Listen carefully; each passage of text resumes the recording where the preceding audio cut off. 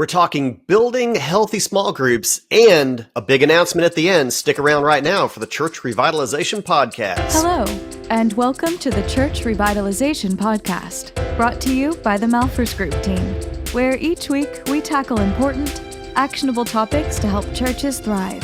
And now, here's your hosts, Scott Ball and A.J. Mathieu.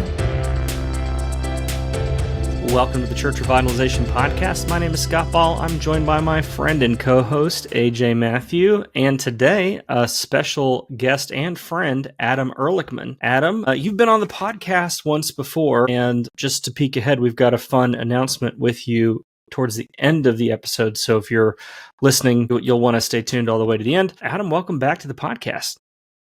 Thanks, man. You know, of all the podcasts I've been on, I don't know that I've ever been invited back for a second one, which means I either had coffee when I came on the first one, and I didn't say anything totally stupid, or you guys are just very gracious hosts. So I'm very thankful to be back with y'all and to hang out and to talk more about small groups, my passion. Yeah, we're really glad to have you on. Actually, AJ didn't get to, it was just me and you the last time. Yeah. So I don't know, somewhere around the world probably, but glad that AJ gets to join us this time. And we are talking about groups. For the people who didn't tune in, it was almost a year ago or right around a year ago that last episode aired. So we've got a lot of new listeners and a lot of new subscribers on YouTube as well who maybe didn't catch that one. So can you give like the 30,000 foot overview of who you are and of Build Groups and all that? Yeah, absolutely. So my name's Adam Erlichman. My wife, Ann, and I, we've got 3 boys, 11, 9, and 7. We got a rough, tough, tumbling, high energy, destructively graceful presence on our home, or also known as a frat house. Youth volunteer, youth baseball coach, all those things. But I'm with Build Groups. What we do is we help churches increase their small groups ministry. We start and strengthen their small groups ministry, typically increasing their entire group's ministry leader base by 30 to 50% in 6 to 12 months. And we go into a deep dive, typically 12 to 16 hours worth of content over 10 to 12 months to get small groups going the way that they desire, to start to actually see the outcomes that they want to see, because there's too many out there. And I would say it's the majority of them that aren't getting to see those outcomes that they want. And so we are as close as you can get to your formal education of preparing someone to lead a group's ministry, not lead a group. A ton of great resources out there for that, but how to lead an entire group's ministry. So that's a bit about what we do. We've got consultants around the country that work with us and partner with us. And you guys are one of our partners in other aspects that we love, that we get to send people to you guys to work on strategic envisioning and other aspects there. So yeah, that's kind of like the glimpse at a 30,000 foot view of what we do. That's awesome. One of the things, if you go back and listen to the episode from last March, you talked about how even though we're saying small groups, we're using that as a broad term, applies to Sunday school churches that use Sunday school and percent. And I'd say that like some of the people that I work with, they're like, let's kill Sunday school. And I'm like, no, don't do that. Because I know so many people who are like, man, I wish we could have groups on Sunday morning. And I'm like, oh, you mean like Sunday school? And they're like, right. Oh, no, not that. I mean, and I'm like, yeah, you do. And it's like, that's exactly what you want and you mean, and you miss it. And you can, just because you broke up at some point, you can still get back together. Like this is a great, beautiful love story. It's good for families. It's good for families, man. Like families are busy to have groups on Sunday morning. I'm kind of a fan personally. So am I. It just seems like everybody has got it in their head that it's like this binary choice. Like we move everybody into homes or everybody is doing Sunday school the traditional way. I'm like, you know what? It's really easy to come up with maybe some hybrid solutions here. It is. I'll just say this quick because I know we got some other things y'all want to get to. Hybrid churches that offer Sunday school and small groups are the most effective at assimilating people into the DNA of their church. They are the most effective at assimilating people into the overall involvement of the body and being involved in groups, and then also eventually start to serve. If they're in a group, they're a lot more likely to serve. But the reason that is, you got Sunday school, it's a little bit safer to go into, a little bit more risky relationally to go into a small group in a home. But if you have both, that hybrid, those are the churches that are best at assimilating is what I see. We're far enough now into the small groups movement, 20 plus years of strong movement that, newer buildings don't have any education space built in. They're like, we're not planning on being here other than Sunday. And so obviously that's a major limiting factor. But some of these older churches that had that space, they're probably pretty glad now they're still in those older buildings, maybe reinvigorate that use. Yeah, that's true. A lot of those rooms have gotten cobwebs over the years, and I think they're kind of glad to be scraping those out and getting those rooms used again. Which is maybe a good transition to our first question, actually, Adam, which is in the years that you've been involved in starting and running Build Groups, how has your understanding of group dynamics evolved as you've worked with more and more churches in the group space? Yeah, certainly. I'm going to go back just a little bit further, even to whenever I was first getting involved in groups ministry. So when I was doing college young adult ministry in Lynchburg, Virginia, and started doing that, and I was at a church that was primarily all Sunday school based, like large church. I think they had close to 1,000 people who were all in Sunday school class, and they still had plenty of education space. It just was that great setup that was a blessing. We were of this like, no, we got to be small group. And so we were in a Sunday school. I had become a teacher in a Sunday school, but we gathered a few people out of there without really the consent or approval of the church and started a small group in our home. And we quickly learned why it would be so important to have the support and sanctioned approval of our church in that, because we went in there just guns a-blazing, nothing but passion and vigor, and no competency, no training, no preparation for what we were. We're just like, this is just going to happen. And I will tell you guys, like, it was bad. It was so bad. It was maybe the worst small group of all time. Okay. It's, and part of it is heartbreaking as I'm going to tell you what, all had happened. We start this group, we get several young families in there. Long story short, of those couples that joined that group, there's about 12 total of us. 2 of them ended up getting divorced within 2 years. 1 became a homosexual. And so like that whole group fell apart within 6 to 12 months. And we're going, oh my goodness, I'm the worst small group leader. Part of what I have learned in the evolution of just my own experience of groups and groups ministry, a lot of what I learned at the pain point level was at the front lines of being a group leader. And so now coming onto this side of it, I'm going, hey, I remember when I was a group leader, if I wasn't supported, this is kind of what would happen. A large part of why people don't make disciples today, according to data from Barna and Lifeway research, is people don't feel prepared or equipped, right, to do ministry. Mm-hmm. Too many church leaders, they will pick them, they will place them, but they did not prepare them. So now they are positioned for failure. And if you're doing that, you're not looking for potential new leaders, you're looking for prepackaged leaders. Potential leaders are ones you prepare. Prepackaged leaders you pick in place. And so for me, part of my understanding of what I've just grown and learned about small groups, one is it requires more than 1 or 2 weeks of training. If it's potentially one of the most spiritually formative ministries in your church, you cannot microwave it into a 30, 60-minute training or interest meeting and then flip it and go, oh, hey, now this turned into your formal training all of a sudden, like it was a timeshare, presentation. Yeah. Here's your list of names. Or that training is just content. Yes, that too, right? It's like a lot of churches, even if they do have the training components in there, Scott and AJ, they're like, all right, we're going to get you doing 500 push-ups. This sounds really impressive that, anyone could do 500 push-ups in one day. And then they get to launch the group and it's like, okay, now run the 40-yard dash. That training had nothing to do with what they were actually going to do when they started leading the group. So my understanding of small groups has grown significantly in that, 1, it is not as simple as people would think it is. 2, there is really not any formal education that holistically approaches and helps prepare someone to step into the role of being a group's pastor or into groups ministry.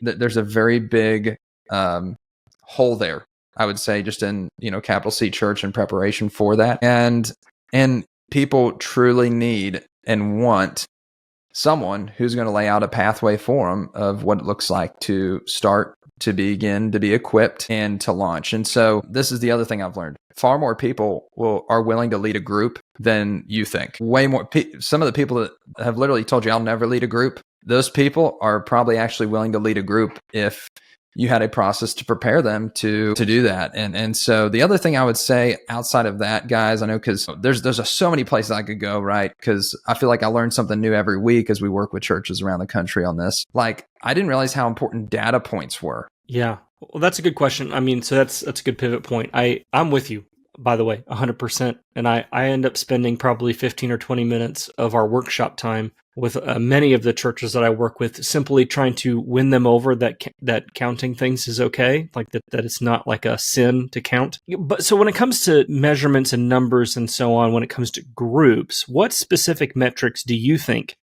that churches should track to assess the health and like the impact of their groups ministry? There are so many aspects of groups ministry that are untapped or undiscovered in a formal education sense to prepare someone to lead them well. And data and metrics is one of the biggest parts. There's no book you can pick up that goes, hey, here are the different standard like metrics and data points that you would want to use in groups ministry. Now, that like there are different people at different churches who are doing things at their ministry, at their level, and whatever church that might be, where there's some good data points they're keeping up with or keeping track of. But it is not prevalent. It's very much the minority. And typically it's going to be your larger church who probably has some extra staff to do those things. But the truth of the matter is, like, anyone can do this stuff. Any church of any size. If you have more than 100 people in your church, you want to be keeping some of these metrics and data points to measure quantitative things, because they will inform you about qualitative outcomes and results that can come about. Some of the metrics, and I'll say this has probably been one of the gold standard metrics that's been used that I think has a little bit of holes in it, that I encourage churches to do it a little bit differently, but I'm happy that we have this percent of a church's group's attendance compared to their overall worship attendance. So they'll go, hey, how many people are in a group compared to how many attend on a Sunday? And they might have, 300 in service and then 100 in groups. And so they would have 33% of their Sunday morning worship service in a group. Now that's great, as long as you don't have 900 members that didn't show up that Sunday, right? Mm-hmm. If that is your reality and you've got 1,000 members and your average attendance is 250, I'm just kind of using some different numbers, make it a little bit easier math for anyone listening to the audience there. Well, that means, like, if you had all 250 people in a group that are attending a service, that means you have 100%, which looks really impressive. Right. But I think God cares far more about all the souls who have said, no, this is my home church. I am a member here. I've submitted myself and my family here, and I'm trusting you as our overseers and shepherds to steward our souls into greater Christ-like growth. And so my encouragement of a big baseline primary statistic for looking at healthy groups, the first big one I would say is take how many people are in a group divided by how many total members do you have at your church. So how many? That assumes that they're cleaning up their roles. That's what I was going to say. Yes. Which a lot of churches, well, and you'll encounter some like non-denominational churches or whatever. They're like, we don't even have church membership, which is silly. And there's ways to measure that. You can measure off active participants as opposed to just members by name or something check marked in the database. Right. Yeah. And the hard thing too about average worship attendance, and I'll freely admit we've used that as a baseline number a lot, is it is a little bit of a moving target. They're having to roughly guess. What we've seen a lot of churches do is essentially what you've said, because we ask them to self-report rather than give us weekly data and then us average it. We'll ask them to give us their average worship attendance for the whole year. And what we have found that those churches tend to do is exactly what you said. They'll go, well, on a Sunday morning, we got about 200 people in there, but we've really got about 350 people who are active in attending, in a given month. And that's the number that they put down. But you're probably right that we should be more specific and say like, active monthly attenders or something like that, and average worship attendance, so that it's a closer baseline number to the people who would call their church home. Yeah, that's a good point. And you're always going to have people who are not an actual member in your database who are going to be a part of groups, which that's fine. And even with that number, because like some churches are going to say, hey, we don't have kids as members. There's all these different nuances of it. Generally, the principle that I'm trying to communicate here on this, with this one, the principle is, hey, who are the people that God has entrusted to you to steward their souls? Go off that number, because it's almost always going to be higher than what your average week in attendance was. take however many people in group compared to that. And that percentage, it's going to be lower. I mean, you might say, yeah, we have 50% of people in groups, but then you take it from average worship attendance to total members or people who are active participants there. It could go down to 25%. And that hurts a little bit. But here's the other thing, Scott. You're like, hey, the active, are they keeping the roll clean and active? Well, if those numbers are lower, they're a lot more motivated to clean up their rolls. Yeah, that's a good point. Yeah, they're a lot more motivated to clean up their data and scrub that stuff from the management software system. So is the big gain to be found in sort of reactivating or increasing engagement by less active attenders, or by increasing the ones that are more commonly attending more than 1.2 times a month? So I'd say I'll kind of give you a picture here. It's kind of like, AJ, you fly a lot. I fly a lot. Scott, you fly a lot. I'm going to fly on 8 flights in the next 2 weeks. And I still have no clue, even though I go there like 4 times a month, I have no clue how to get to the DFW International Airport from my house. I don't know why. Just Dallas roads. There is a north and a south entrance, to be fair. Okay, yeah. I could not get there. If you were like, don't use your GPS, Adam, no way I could get there. I'd be lost. I will now. God love you, Adam. We're going to have to talk after the episode, Adam. Full confession, I put it into my GPS at like 5 a.m. one morning, and I ended up at the American Airlines Center instead of the airport. And I was like, this is so embarrassing. I'm never going to tell anyone. And here I am, right? Now you've just mentioned it on this podcast. Now, to be fair to you, you just recently, not to out you, but you just recently switched from being a Southwest guy. Or maybe you still are occasionally a Southwest guy. I mean, every now and then, everyone's mad at Southwest the last 2 weeks. With the recent announcements, there is no benefit to being a Southwest guy. You should just go all in on American Airlines. Right, but the American Airlines Center is where the Mavericks and the Dallas Stars play. It had nothing to do with nothing to do. Yeah. I just typed in American Airlines, and bam, I went to there, and I was like, oh, it's a good thing I left early. I can still get to the airport on time. So, even me, who is this silly and unintelligent at times, like, if I can do these data points and metrics for groups, you guys can do them probably way better than me. But it's kind of like this, AJ, like, the reason that I would encourage a church to do their data like this and to use this metric instead is because with my GPS on my phone, if I don't have my location finder turned on, like if I don't know where I am, it cannot help me get to where I need to go. Mm-hmm. And so for a church too, like this opens up so many great possibilities. If they have a better vision and view assessment of, hey, this is where we are actually with people in groups. Mm-hmm. Because I'm going to take it a little bit deeper here, like not just, hey, how many people are in a group who aren't a member? That gives you your list of people who are unconnected. If you are looking at the overall totality of it, right? Of all the members, not just, and you can run those reports in your church management software system very easy, almost any of them. And it'll tell you, hey, here's a list of all the people who are not in a group that are unconnected. So that gives you a great data point to help communicate and go to those people and invite them into a group, be more intentional to think through, hey, what demographics do we see as a trend of certain, maybe stages of life that aren't in a group? When I was in one church, it was parents of teens. Like we had a ton of young families and a ton of empty nesters and senior adults, but we had a big gap in parents of teens. And then we go and we look at our groups and we go, oh, that's because we don't have a group that's led by a parent of teens. And so it helps inform you to go about like, hey, how we build this and make options available to different, maybe stages of life and different people. All that data starts to open up the possibilities of, well, what could we do? What should we do? And maybe is the Holy Spirit leading us through this data and these metrics of what's missing for our people to bridge that gap to help get them building biblical community sooner. You've made 2 statements that I'd go, a lot of the churches are going to be behind the 8 ball and have some work to do. One would be they haven't properly rostered their groups. So they will report a number of people who are engaged in a group, that numerator, so to speak. And it's incorrect because they've counted the same person more than once.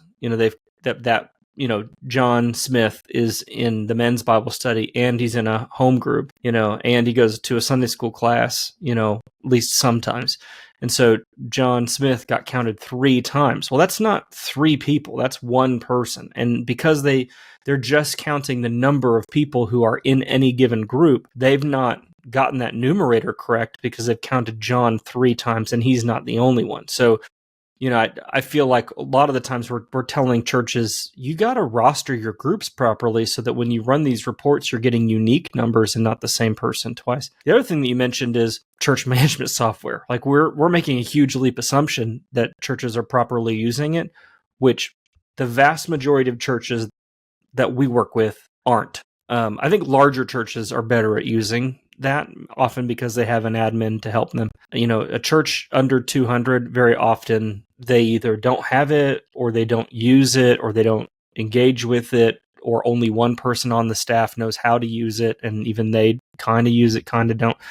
And we're constantly trying to sell churches on the value of, and we have no financial stake. We've got nothing to gain, but we're like, you have to use these tools. I guess the pushback on that would be churches existed for hundreds of years without this. I suppose so, but why? People didn't used to have calculators either, but why would you not use one? Like you have this powerful tool at your fingertips. Why would you not take advantage of it? Right. So when I talk to churches, because I've been at big churches that they didn't even take attendance. I'm talking like churches of 500 plus that they didn't even take attendance at all. They're just like, this is how many people we know are on a roster of a group, which I'm glad they at least knew that. But like, here's the power in you taking that attendance, not head count. I say head counts for bragging, soul count, individual, this name, this person was there on this date, taking that type of attendance. Soul count is shepherding, head counts for bragging.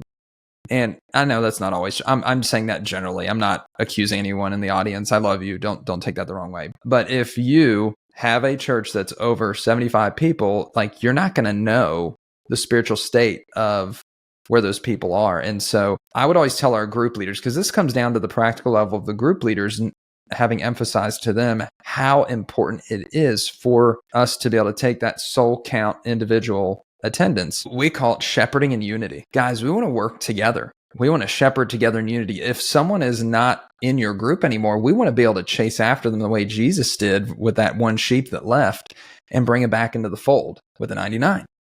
And we can't do that if we don't have clear communications and understanding of who is in what group and who is not. And I'll tell you, man, as soon as we did that and we got that clear in our data and using that software and putting that in, man, it changed a lot. Now, I'll tell you this, every church I've been, we still would use paper roll, like paper attendance taking, and that would get turned in, and we had someone who would just plug that into the software system. You can hire someone on upworks.com and you can pay them $3 to $5 an hour to plug that data in for you. So like if it's a labor thing, there's very inexpensive labor that can do that very effectively for you. Or if you're using Planning Center and you're using the Groups app, they can take attendance right on their phone and it automatically sync with that. Like it's not. Yeah, you can do that. You can, the Groups app with Planning Center, CCB, and any of the ones out there, even Realm.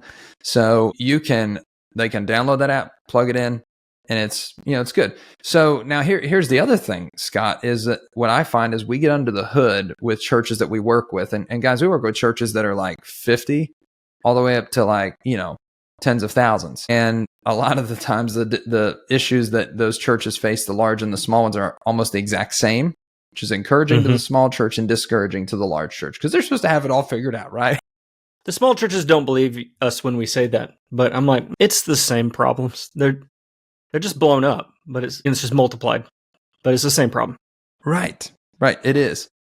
And so if you can take that, as we get under the hood with some of these groups and we start to look at some of their metrics and their data, you'll start to see that they'll say, hey, there's maybe 200 people in groups. And then you look at some of that and you go, actually, only 100 of those people showed up one time over 16 weeks in the spring. And then they go, oh, ouch. Like maybe we're not doing as good as we thought. And so, or it's, hey, we had 200 people show up 80%. That's insanely good. But what you generally will start to find is you look at some of these metrics and you do start taking that attendance. If you're at a church, again, over 100, you're not taking attendance like this, it's going to be really hard for you to shepherd people well, to get unconnected people connected into community, for you to empower your leaders to identify new people to join into groups with you. And so, I'm a huge proponent of this and the metrics and the data side of it, because when you start taking that, I've got a whole spreadsheet and worksheet, guys, that I give to churches that they go down, they go, all right, this person attended 15 times, 14 times, 13 times, 12. And then it goes 100%, 95%, 88%, and, furthermore on just down with that. And they get to look at from semester to semester, hey, did our groups, not just quantity increase, but did our group attendance overall quality increase? Because if they're not showing up to group, guys, you could have 400 people in group. You could have, you could have 200 the semester before. Now you got 400, and your groups could be worse because you could have 200 new people that only showed up one time. And last semester you had 200 people that, showed up like 80% of the time. And so there's a lot of just missing holes in how we look and assess at some of this. And we falsely celebrate a pseudo wins, if you will. And we want to avoid that. I'm curious, what qualitative things, I know we've kind of touched on that. I mean, really, if you can identify who's not coming and you can begin to shepherd these people well, that is a qualitative thing. That isn't, at that point, you've moved beyond the number and gone to the person. But what other kinds of qualitative things are you looking for in terms of measurements and things in groups ministry? Yeah, so there are always qualitative and measurable metrics, if you will, or aspects of a group for a healthy one that you can't really measure, you can't put into a number, but you can kind of hear it, right, in the conversation, or you can hear it from a leader, you can hear it in a story from, hey, this happened, this was a moment of life transformation, we want to celebrate this with all of the rest of our church or all the other groups ministry or all the group leaders, whatever, audience you want to share that with. And it's those life transformational stories where someone shows up broken and the group receives them and they are the hands and feet of Christ. They accept them. They love it's those are all different kinds of aspects of immeasurable. But one in particular that I would point to as sort of this immeasurable, qualitative metric that generally would just kind of give you insight to, hey, are we building a healthy group? Like, are we going past just what's been scheduled and they just kind of check the box, if you will, which is what most are nervous about with a group or a Sunday school class. Like, hey, we don't just want to check the box and, hey, I came, I did my due, and now I, maintain my salvation. Hopefully no one's theology is that poor. But how often, if you can answer this question, how often do people connect outside of the weekly scheduled group gathering time or group meeting time? If they are texting each other, if they're calling each other, if they are like, hey, we're headed Chick-fil-A, or, God's Chicken, if we're headed there, anyone want to come with us? Or if they go, hey, we're going to the playground, and, they end up at the playground, and it doesn't have to be everybody. It could be two of the couples from your group. If true community is organically happening outside of the meeting time, then you can go, hey, this small group has successfully helped build community that's going to be lasting beyond just our meeting. It's not dependent upon the structure of the church. The vine has grown into the trellis, and that's a good, sort of qualitative measurement I would say you could look for.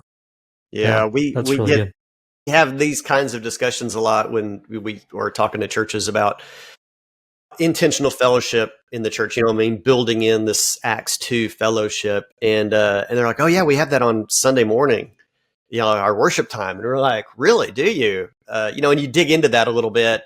And, one of the things that I often say is, a hug and a handshake on Sunday is nice, but if you don't think or talk to that person for the next 7 days until you see them again in the lobby on the next Sunday, that wasn't fellowship.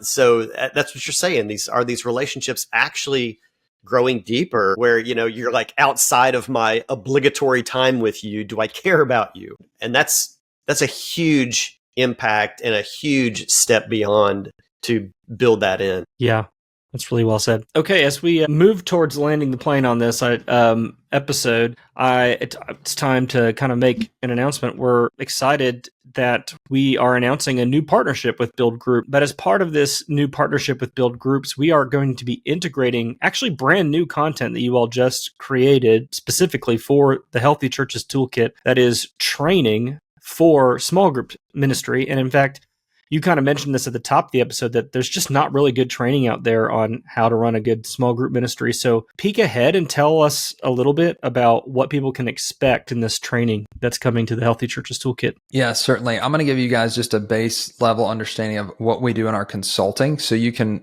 understand what we're offering in this ministry toolkit. We're pulling it from like what we do when we consult with churches. So generally we're looking at 12 to 16 hours worth of content of consulting that we're going to take a church through. It's going to be live. It's going to be, me or one of our consultants over virtual video call or in-person meeting. And what we've done is we've taken our framework. We don't copy and paste.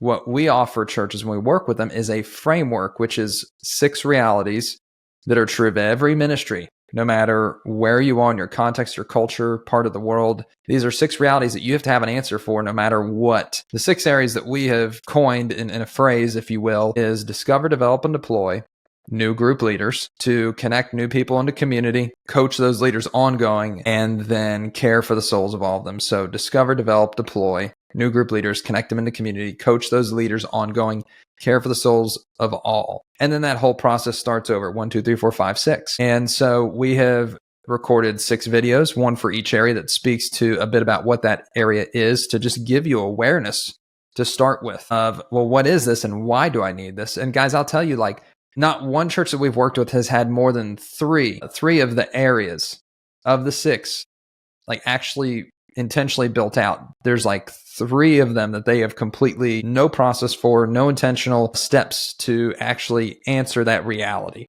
And their leaders feel it immensely. Their members feel it immensely. It's tough. And so we talk through all 6 areas and give you a little bit of coaching through there, kind of a snippet, what would normally be, maybe a few $1,000s of working with us in a consulting relationship. We're trying to boil that down to make that practical for you to use there. And then we're going to have a template for each video that you can use that would complement, and you could start to custom build out some of your processes for that area. So that's what you'll have in there from us with that resource. I got goosebumps. I'm excited. I kind of can't. I'm looking forward to going through it myself, to tell you the truth. And this is just a huge value add. Our heart is to serve ministry leaders around the world. I hope you take advantage of the content that we've created in leadership pipeline design and strategic envisioning content, all of that. But I want you to go through this Build Groups material because I know a lot of you are struggling in your groups ministry, or you feel like, well, the group leaders we have are, we've had them for 10 years or 15 years or 30 years, and there's no way for us to add more. None of that is true. And so please sign up for the toolkit and access these new materials. I'm very excited about this partnership with Build Groups. And inside the toolkit, we'll also have a portal for you to, one, be able to contact them. So if you want some help from Adam and his team, but also access, you mentioned you've got other printed resources. So companion type things, you'll be able to access those and purchase those to be able to use in group trainings and things like that. Yeah. And I'll tell you guys this, audience, we have a whole client portal that we'll take a church through and, all this content. We have not given, released, or produced any content even close to what that is in our consulting. We have not given that to anybody. We have not shared that with anybody. Malphurs Group is going to be the first ministry, maybe the only ministry, that we give any of this type of content to that is exclusively only available through our client consulting portal. That, again, it's normally a few $1,000s. And so I just wanted to say we've never done anything like this. This is the only time that we've done anything like this. And we really believe in what Malphurs Group is doing in the churches that y'all are working with and how you're helping them and the heart behind that here in America and around the world. And so we believe in it enough that we're like, hey, we want to open up and let some people into some of what we do at church that we've never, ever given access to. So I think that you guys will find it very, very valuable. We have a very, very good track record, and I think you'll find those materials very, very helpful. Most churches have their community life ministries just on autopilot. The way it's been is the way it's been. So why should churches take the time to refreshing these ministries and bolstering them with some planning and some training like they're going to be getting in the toolkit? And I might even add to that, at the risk of having to deal with the fallout of change. Yeah.